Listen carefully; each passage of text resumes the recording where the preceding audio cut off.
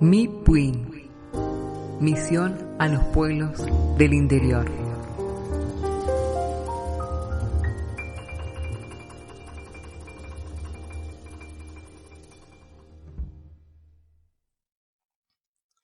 Bien, mis queridos hermanos, una vez más, y dándole gracias al Señor por esta oportunidad que tenemos renovada de podernos comunicar por este medio. Quiero soltar la palabra de Dios en esta noche y cumplir con lo que la semana pasada habíamos quedado, de que íbamos a terminar esta parte de los ministerios del Espíritu Santo. Lo íbamos a hacer en dos partes. Esta es la segunda. Vamos a tratar de que el tiempo nos sea favorable. Entonces oramos al Señor y dejamos todo en sus manos. Padre eterno, en el nombre de Jesús te damos gracias por tu amor, por tu misericordia, Señor, por tu presencia, por tu fidelidad para con nosotros. Y quiero en este momento dejar todo en tus manos con el propósito que nos lleva a estudiar de tu palabra, a profundizarla, a ahondar, meternos, bucear a lo profundo de tu palabra para aprender más y aprender más sobre tu Espíritu Santo, Señor. Conocemos que nos sería imposible llegar a conocer todo, pero en todo lo que podemos hacerlo, Señor, para podernos meter más, Señor amado, en esa palabra que tienes para nosotros, para que nuestro oído, Señor, se ponga más fino, más atento a tu voz. Mi amado Dios, enséñanos a oírte, enséñanos, llévanos de la mano, Señor, para que no seamos engañados. Padre mío, en el nombre de Jesús, yo dejo todo esto en tus manos, me declaro, Señor, delante de tu presencia, para que tú seas quien haga todas las cosas. Suelto tu palabra y sea de bendición para cada uno de aquellos que le escuchan. Mi Señor, te damos gracias, Espíritu Santo, en el nombre de Jesús. Amén y amén, Señor. Gracias, Padre mío. Bien, hermanos, seguimos con otro de los ministerios del Espíritu Santo, el sello. De esto ya nosotros hemos hablado en alguna oportunidad sobre el sello del Espíritu Santo. ¿Recuerdan ustedes aquella cita? Efesios capítulo 4, verso 30. Y dice la palabra: y no contriten, esto acuérdense era, y no pongan triste al Espíritu Santo de Dios, con el cual fueron o hemos sido sellados para el día de la redención. El Señor, ustedes saben, ha puesto un sello sobre nosotros, de tal manera que cada vez que quisiese nuestro enemigo eterno atentar contra nosotros, va a haber ese sello. O sea que si nosotros hemos comprado algo o hemos en un alquiler, ese contrato se sella, se pone un sello, el cual ya no puede ser quitado. Una vez que se pone un sello sobre algún trato entre dos personas, ese sello ya no se puede quitar. Es lo mismo pasa con esto. Aquel trato que hicimos con el Señor, recuerdan, siempre digo, yo te doy mi corazón, Jesús, ¿y tú qué me das? Y Él me dice, yo te doy la vida eterna. Y ahí está el sello de su Espíritu Santo en nosotros, para que no nos olvidemos de que ese trato con el Señor ha sido eterno y que no va a ser invalidado. Los únicos que podemos invalidar este contrato somos nosotros, acuérdense, somos nosotros. Somos a causa de nuestros actos es que podemos llegar a invalidar ese contrato. Pero de parte del Señor jamás eso no podría ocurrir. Bien, sigamos. Luego vienen las prendas. Y yo creo que hemos hablado muchas veces, nos damos cuenta de que las prendas, ¿qué sería de esto? Nos damos cuenta de que no sabemos mucho de eso, que no ahondábamos mucho en el tema. Y quiero decirles, las prendas se refiere a préstamos o adelanto de fondos. Esto es algo de que una prenda viene a ser lo mismo que en nuestros tiempos ocurre, por ejemplo, con un auto. Ustedes vieron, a ustedes les venden, nos venden un auto nuevo y pagamos una parte, pero la otra parte del valor total del auto no la tenemos. Entonces, ¿qué es lo que hace aquel que nos vende? Nos otorga el derecho de poderlo conducir, de poderlo tener nosotros al auto. Pero, ¿qué es lo que hace él para asegurarse que luego nosotros le vamos a pagar? Ese auto, al estar prendado, al tener una prenda, hace que yo no lo pueda vender hasta tanto yo pague. Y recién cuando pago todo el valor del auto, esa prenda es levantada. Lo mismo pasaba en aquellos tiempos cuando alguien le prestaba algo a otro. Eso que ellos, por ejemplo, podían llegar a hacer hasta prendas de vestir. Una capota, prendas de vestir, cosas que les eran necesarias en aquel tiempo, eran de mucha utilidad. Entonces, si se lo prestaban, estos estaban comprometidos a cuidarla esa prenda. No podían romperla, no podían venderla y la tenían que devolver en cierto tiempo en el cual ellos habían pactado. Por eso, las prendas. Ahora, si nosotros esto lo queremos llevar a nuestra relación con el Señor, es algo que Dios a nosotros nos da la salvación, la cual tenemos la obligación, digámosle así, tenemos el compromiso de nuestra parte de cuidar esa salvación. ¿Cómo cuidamos la salvación? No retrocediendo a nuestros pasos antiguos. La palabra dice, si antes eras ladrón, ya no robabas más, ahora ya no debes robar más. Si eras, por ejemplo, alcohólico, toda la variedad de formas de pecado que el ser humano consiente y hace, entonces no estaría comprometido a no volverlas a hacer. O sea, aquello que Dios nos dio, le podríamos llamar que Dios nos dio, pero a futuro, cuando Él ya venga por nosotros y estemos delante de su presencia, vamos a tener esa vida eterna que Él nos ha prometido. Pero como esa vida eterna es una promesa a futuro, para cuando Él, después que Él venga por nosotros, nosotros tenemos que cuidarla. De tal manera de que a causa de retornar a nuestro tiempo de pecado, a ese tiempo pecaminoso, no tenemos que descuidarnos. Eso serían las prendas. Estaría nuestro futuro prendado para con Dios. Es lo que nosotros debemos cuidar. Luego vienen las arras.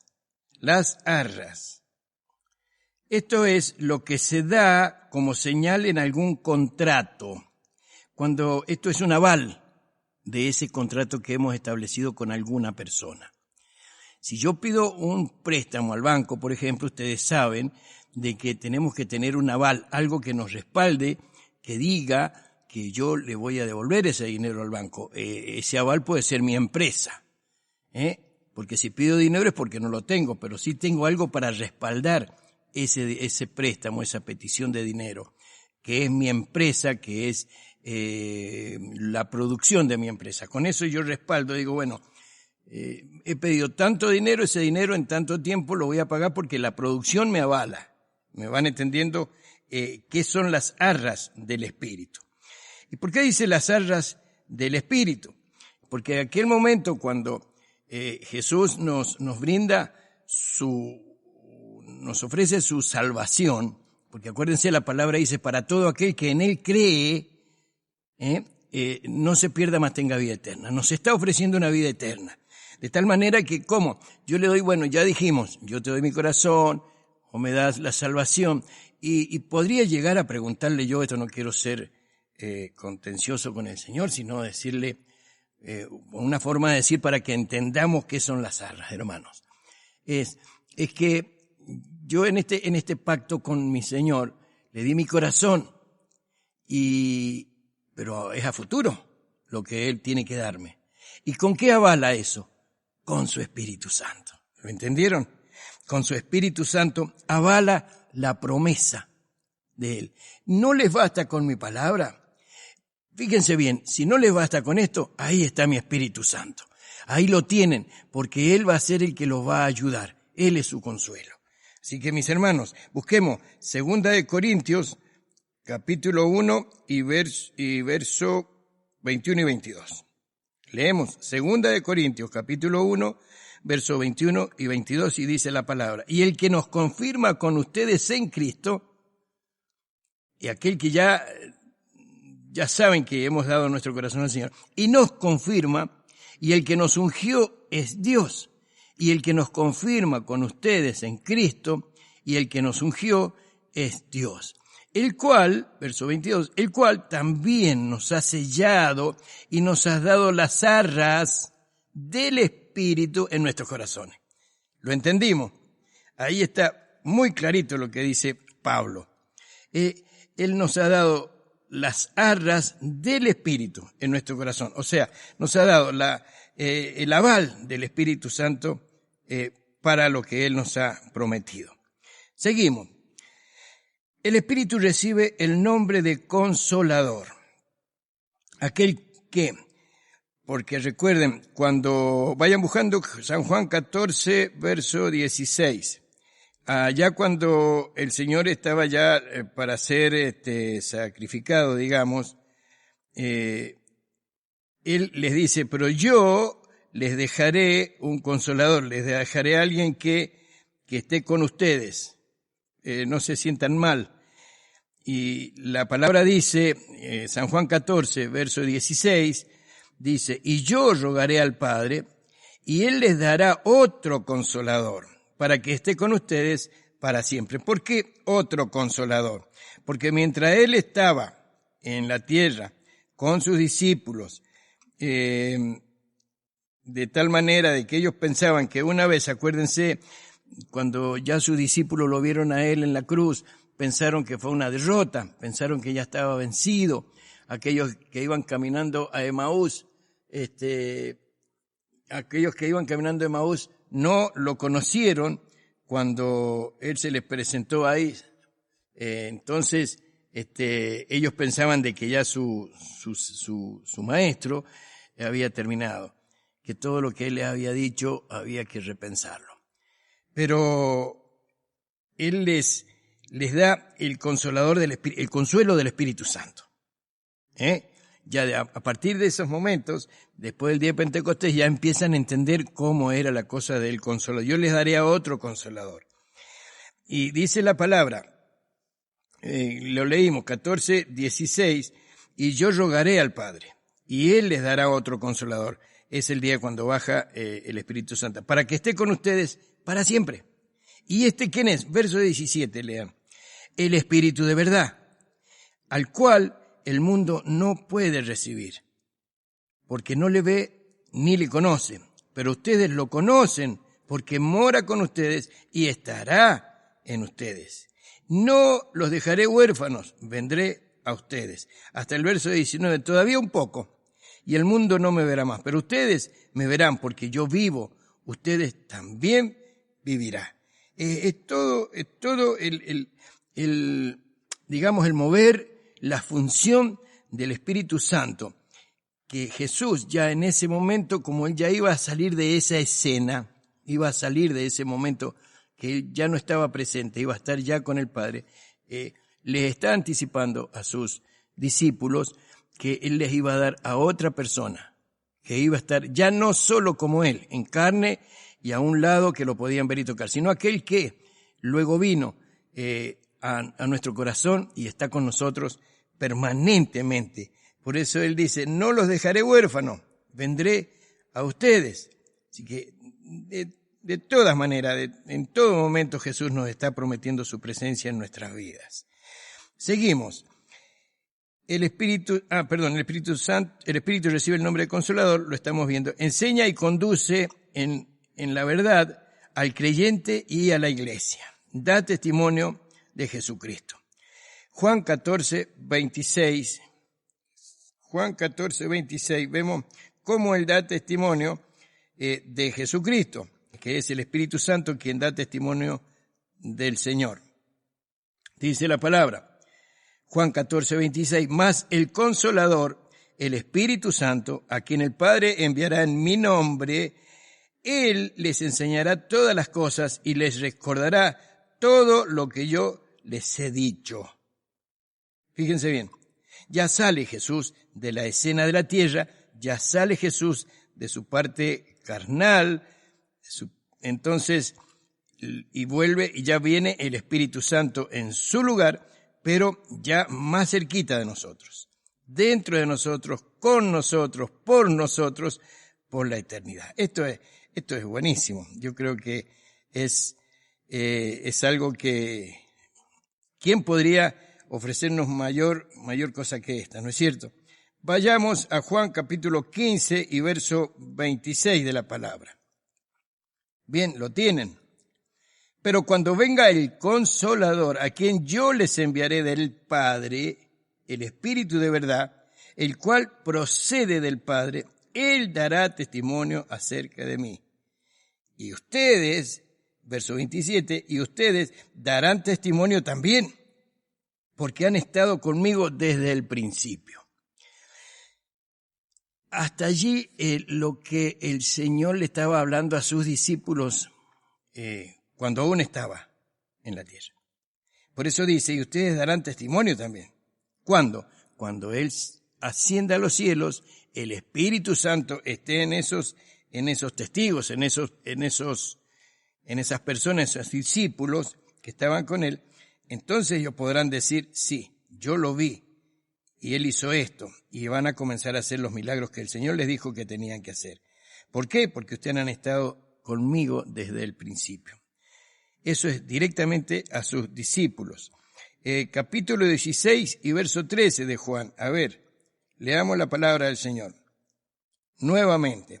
Pero cuando venga el Espíritu de verdad, Él los guiará a toda la verdad, porque no hablará por su propia cuenta, sino que hablará todo lo que oyere y les hará saber las cosas que habrán de venir. Él me glorificará porque tomará de lo mío y lo hará saber, se los hará saber a ustedes.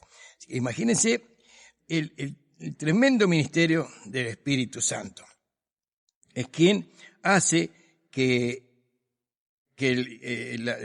toda la obra del Señor vaya siendo puesta en escena como si fuese recién.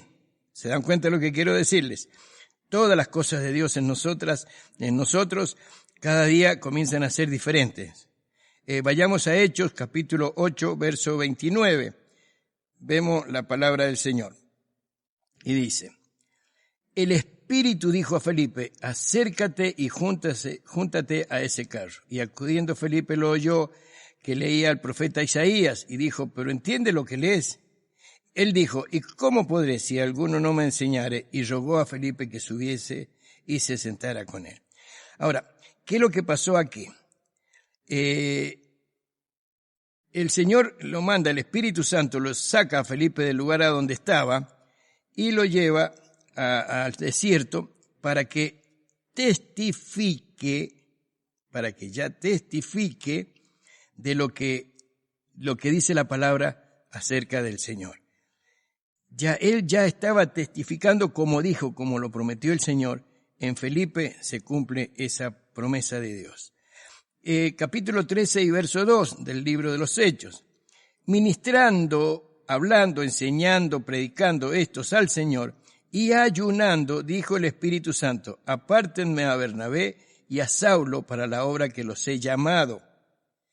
Entonces, habiendo ayunado y orado, les impusieron las manos y los despidieron. Orden del Espíritu Santo. Orden del Espíritu Santo. Él comienza a profesar, a hablar de su voluntad para con aquellos que quieren servirlo y que le servían en ese momento. Y miren el verso 3. Entonces, el 4, perdón.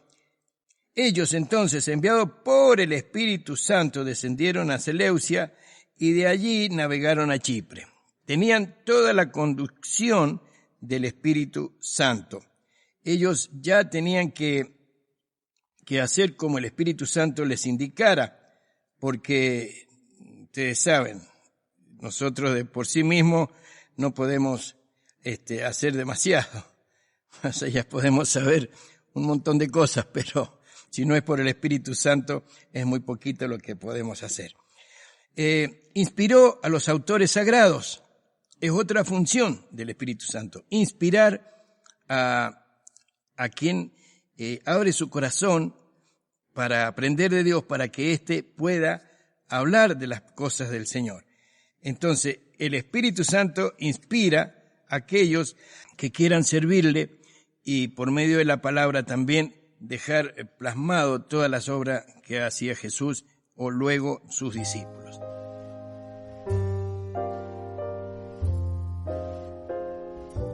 Mi Puin, misión a los pueblos del interior.